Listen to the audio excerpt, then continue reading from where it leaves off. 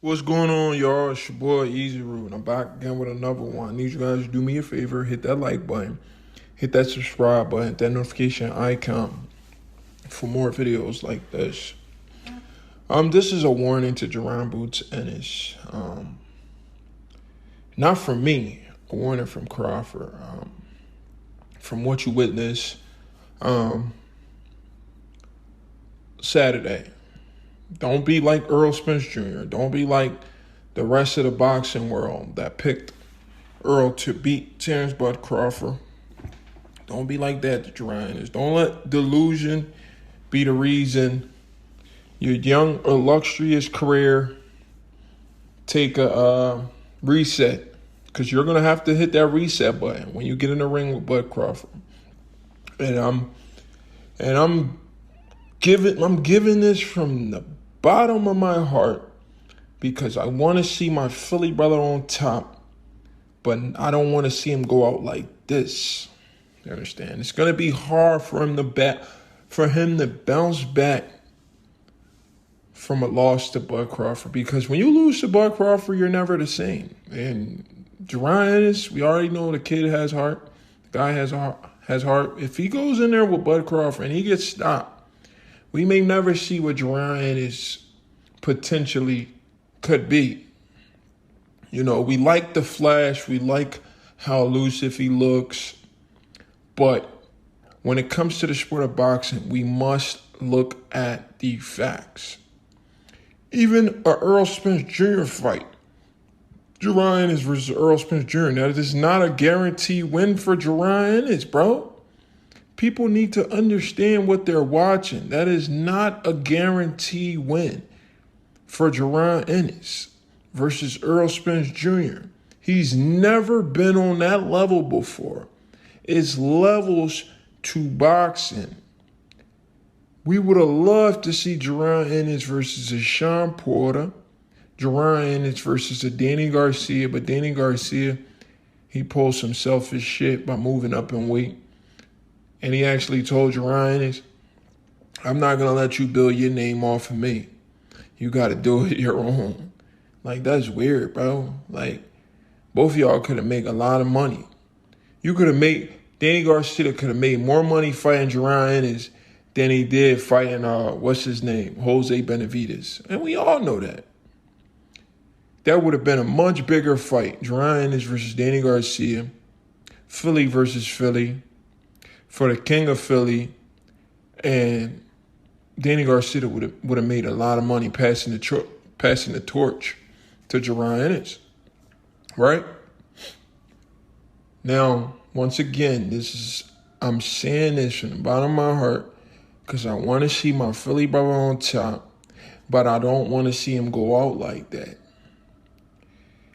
We don't know how this guy's gonna bounce back from a loss to a pound-for-pound great fighter like a Bud Crawford. This guy has the potential to become a great fighter himself.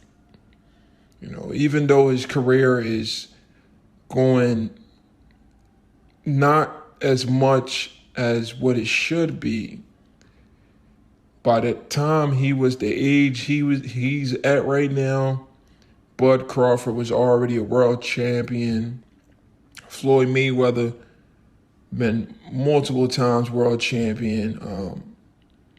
So I see he doesn't have that much time, meaning like to compete with a Floyd and a Bud Crawford, because those guys had a step ahead of Jaron Ennis. They were a little bit a step ahead of Jaron Ennis because they didn't have that great fighters in their weight classes that was too great that they couldn't challenge those guys. Jaron Ennis just happens to be in the wrong weight class at the wrong time. I think he should have started his career at 154, to be honest.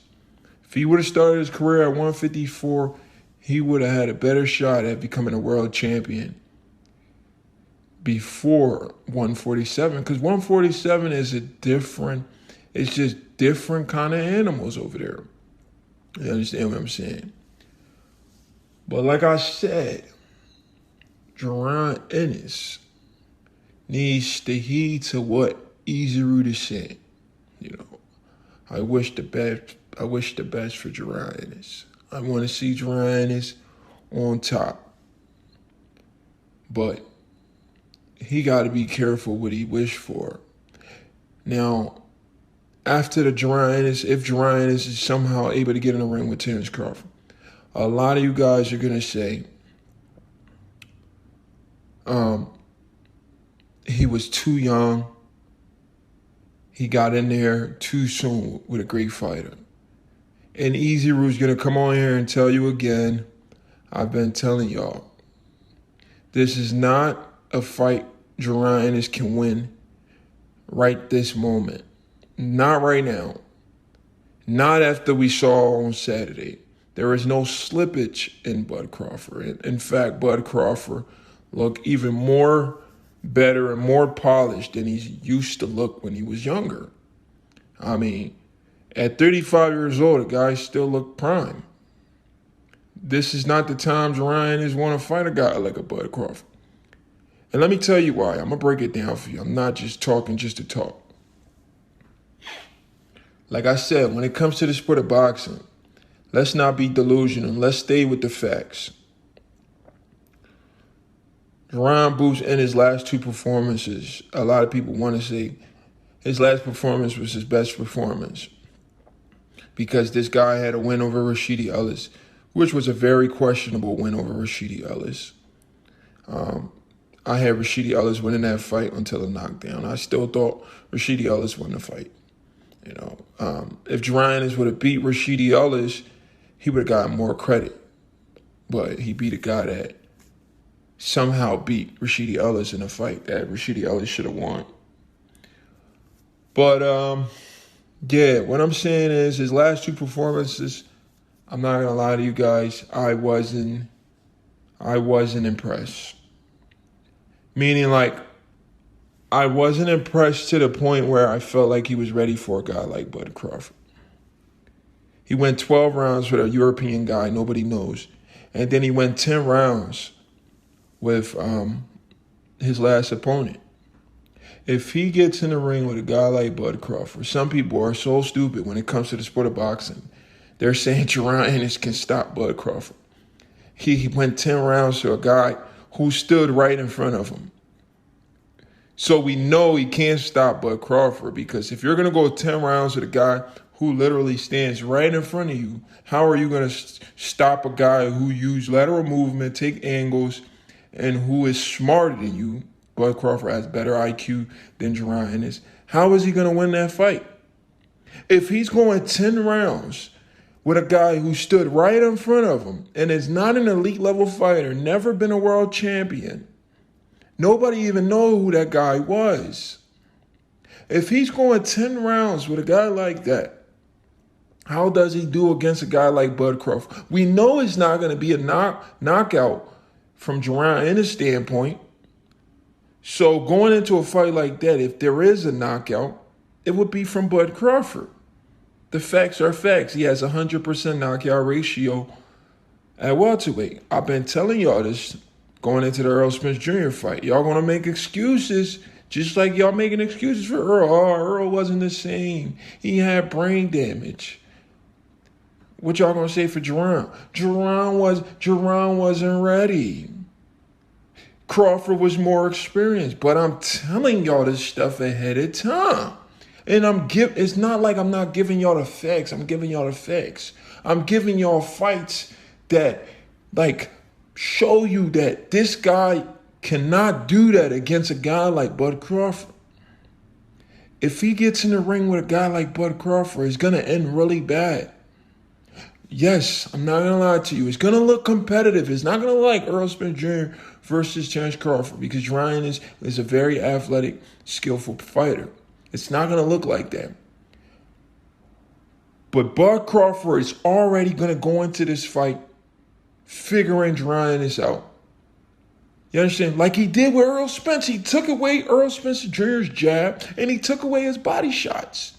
That's why the fight was so easy. Bud Crawford takes away your best attributes. And he's going to do that. Imagine in a fight, you're going into a fight, and the guy takes away your best chances of winning.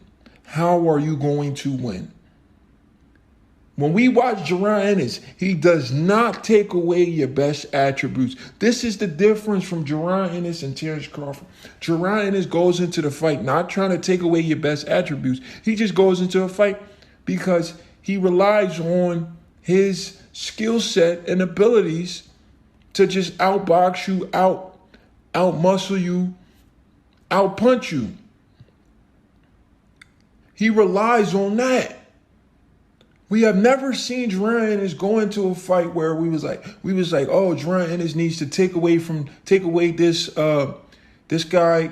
He does this very well. Jaron Ennis needs to take this away from this guy to really win this fight convincingly. Every time we watch a Jaron Ennis fight, and I'm giving y'all the facts, every time we watch a Jaron Ennis fight, Jaron Ennis goes into every single fight not caring what his opponent does. He just goes in there and do what he does. This is the difference from Jaron Ennis and Terence Bud Crawford. Crawford goes in there and try to disarm you. If he goes in there with a Jaron Ennis, he's going to disarm him. We know what Jaron Ennis does well, and that's speed, athleticism, but Bud also has that. He has the speed and he has athleticism. Bud will take away Jaron Ennis' speed with timing. Bud will take away all of Jaron Ennis' best attributes and disarm Jaron Ennis. And possibly, I ain't going to say possibly, he's going to stop him. He's going to stop him. You heard it here from Easy Root. Listen to what I'm saying. If Jaron Ennis and his team is watching this, it's the reason we knew why Jaron Ennis took the IBF route. He cannot be as delusional as Errol Spence Jr. You boxing fans are going to learn the hard way. I just seen a video from Jaron Ennis talking about a lot of people is going to lose money if they bet against him. No. A lot of people is going to lose money if they bet for you against the best fighter of this era. And that's just facts. But yeah, guys, do me a favor. Hit that like button. Hit that subscribe button. That notification icon for more videos like this. It's your boy, Easy Root, and I'm out.